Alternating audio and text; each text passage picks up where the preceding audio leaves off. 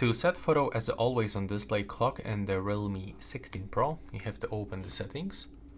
Now you'll have to go for home screen, lock screen and style. And right now you will have to go for always on display. And as you can see over here, you will have to go for personalized and go for text and image. Now you can pick up any photo that you have on your phone and you can click here on the right upper corner, and as you can see we can around its corner, we can blur image, but that's not necessary for me.